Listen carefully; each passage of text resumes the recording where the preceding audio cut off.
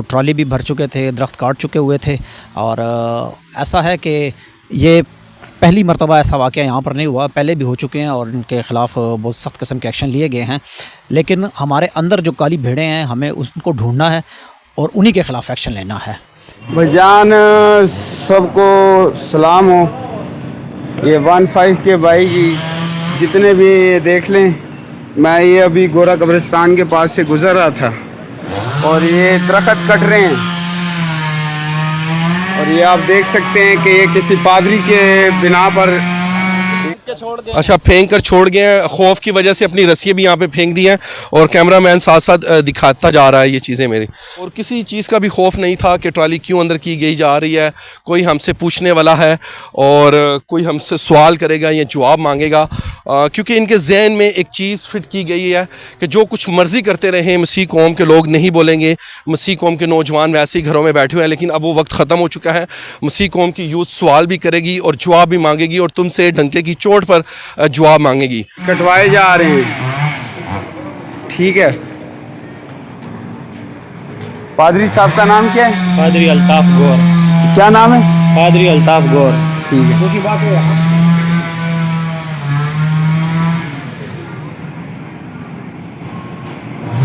ये देख सकते हैं आप कि सारा सरकारी जगह है और ये बंदे आए हुए हैं सारे कटिंग करने के लिए, तो लिहाजा ये पूछा जाए कि किसके ज़रिए ये कटवाए जा रहे हैं। सही है ना? ये देख सकते हैं, ये पक्की लकड़ियाँ हैं, ये देख सकते हैं आप।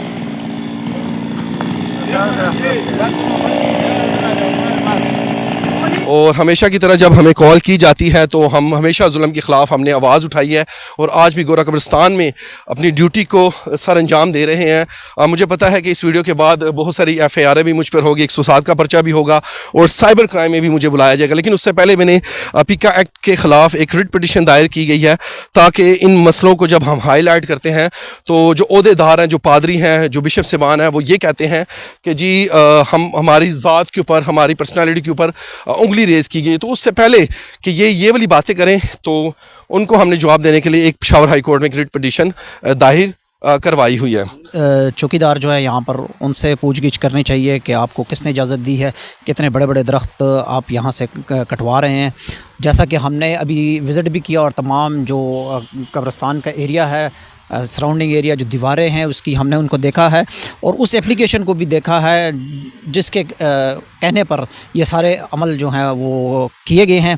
उसमें सिर्फ एक दरख्त का जिक्र किया गया था और वो 157 हाउस नंबर है, उसमें किसी बंदे का नाम नहीं लिखा हुआ, किसी और किस्म का कोई जिक्र नहीं किया गया हुआ और वो एक सिंपल सी एप्लीकेशन किसी इदारे को दी गई है और उसके अगेंस्ट ये सारा एक्शन हुआ है और वो MEO का नाम ले रहे हैं। इसमें इदारे बदनाम हो रहे हैं। अगर MEO से भी मेरी रिक्वेस्ट है, कंटोनमेंट से भी मेरी रिक्वेस्ट है, अगर आप लोगों को ये एप्लीकेशन आई है और आपने इनको नोटिस भिजवाया है कि ये दरख्त काटे जाएं, तो फिर आप हमें जवाब दें कि यहाँ पर ये जो घने दरख्त थे जो हमारे कब्रिस्तान की रौनक हैं, जो लोगों को यहाँ पर साया मुहैया करते हैं, उस कड़ी धूप में उन जनाज़ों में लोग यहाँ आकर उनके साए में बैठते हैं, तो हमें जवाब दें कि आपको किसने इजाज़त दी कि वो हरे दरख्त काटे जाएं।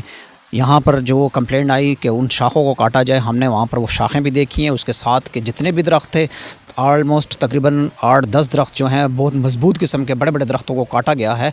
तो मेरे हिसाब में तो ये लाखों रुपए के दरख्त काटे गए हैं। इसमें कौन मुलविस है? हमने पादरी साहब से भी पूछा, पादरी अल्ताफ़ साहब जो इसके निगहबान है, जो इनके कस्टोडियन है इस कब्रिस्तान के, उनसे बातचीत की गई है तो उन्होंने कहा कि जी हमने इजाज़त दी है, हमें एप्लीकेशन आई है, लेकिन उन्होंने शायद उस एप्लीकेशन को देखा नहीं है या उन चीज़ों को देखा नहीं है कि जो यहाँ पर दरख्त काट के लेकर गए हैं।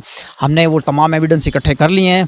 अब हमारी सुबह पादरी अल्ताफ़ साहब से मीटिंग होगी और फिर हम इदारों को एप्लीकेशन लिखेंगे कि आपने इस एप्लीकेशन पे इतने बड़े बड़े दरख्त क्यों कटवाए हैं। अकेडमी टाउन यूथ से सिकंदर भाई भी हमारे साथ मौजूद हैं, जिनकी कॉल्स, जिनकी वसासत के साथ ये तमाम चीज़ें हम तक पहुँची हैं। इनसे भी इनका भी मौक़िफ़ जानते हैं। जी मसीह में तमाम कलीसिया को सलाम हो। जी हमारा एक बंदा था जी, हमारी यूथ का एक बंदा था शहजाद, वो यहाँ से गुज़र रहा था, उसने देखा कि यहाँ पे कुछ लोग दरख्त काट रहे हैं। उसने आके उनसे बात की और उनके पास कोई ख़ास एविडेंस नहीं था। तो उसके वजह से उसने उनके साथ काफ़ी बहस की और लड़ाई झगड़ा भी हुआ। और फिर हमें फ़ोन किया और फिर हम मौके पे पहुँचे और हम वहाँ पे पहुँचे। फिर मैंने सर को भी टेलीफ़ोन किया, फिर सर भी आ गए यहाँ पे। और फिर अभी भी 6 बजे से हम कब्रिस्तान में मौजूद हैं। और बस हम ये चाहते हैं कि जी हम यहाँ पे आते हैं, हम यहाँ पे कब्रें निकालते हैं। तो सर जी ये दरख्तों के सहारे पे हम यहाँ पे गर्मी में जो अपना वक़्त गुजारते हैं, यहाँ पे कोई बिजली नहीं है, पंखा नहीं है कि जिसकी वजह से हम वो करें। तो मेरा लिहाजा यही दरख्वास्त है कि जी ये दरख्तों को ना काटा जाए, इनके सहारे हम कब्र कुशाई का काम करते हैं। और मैं आखिर में ये बात करना चाहता हूँ जी, सख्त से सख्त इन लोगों के ख़िलाफ़ जो है ना कानूनी कार्रवाई की जाए कि हमारे जो मुस्तकबिल हैं इनको बेड़ा गर्क करके रख दिया जी इन्होंने। Thank you so much. तो नाज़रीन वीडियो को ज़्यादा से ज़्यादा शेयर कीजिएगा। अब तक के लिए इजाज़त दीजिएगा। आपका अपना मेज़बान अनिल मसीह।